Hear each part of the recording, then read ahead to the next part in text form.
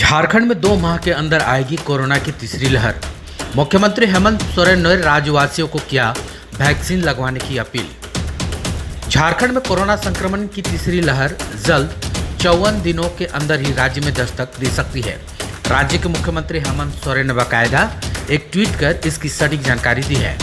अपने ट्वीट पर श्री सोरेन ने कहा है कि भले ही झारखंड में कोरोना संक्रमित मरीजों की संख्या पूरे देश से सबसे कम है, रिकवरी रेट भी 98% है, बावजूद इसके खतरा अभी टला नहीं है।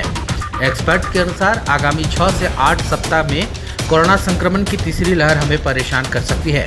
राज्य सरकार ने तीसरी लहर से लड़ाई के लिए तैयारियां पूरी करने की बात भी कही है। मुख्यमंत्री हेमंत सोरेन ने राज्यवासियों को कोरोना वैक्सीन लगाने का भी आग्रह किया है। उन्होंने ट्वीट के माध्यम से ही राज्यवासियों को कोरोना वैक्सीन को पूरी तरह से सुरक्षित बताया है। उन्होंने कहा कि कोरोना वैक्सीन पूरी तरह से सुरक्षित है, राज्य की जनता इसे पूरी तरह निश्चित होकर लगवाएं।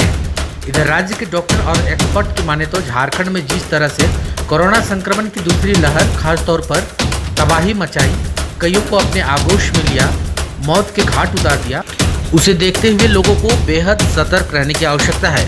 लोग अपने घर या बाहर मुंह में मास्क लगाकर ही चलें। गुरु नानक अस्पताल रांची के वरीय child specialist doctor Prabhat Ranjan ने कोरोना संक्रमण की लहर को अलग अलग राज्यों में अलग अलग समय में आने की बात कही। उन्होंने कहा कि अलग अलग राज्यों में जिस तरह से अलग अलग समय में अब तक कोरोना संक्रमण ने दस्तक दी है, इससे तय है कि अलग अलग समय में ही कोरोना राज्य में दस्तक देगी।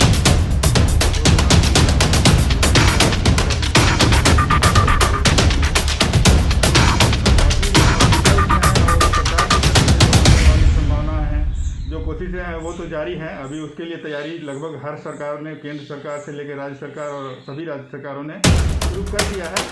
लहर जो है अलग अलग देशों में अलग अलग समय पर आती है। कुछ जगह पहले आती है, कुछ जगह थोड़ा दिन बाद आती है। अभी जैसे महाराष्ट्र में कुछ से बढ़ना शुरू हो गए हैं लहर की तरह, तो हो सकता है कि इसके कुछ दिनों बाद अन्य देशों अन्य प्रदेशों में भी इसका असर देखने को मिले। इसीलिए अभी सभी को निश्चिंत रहना है।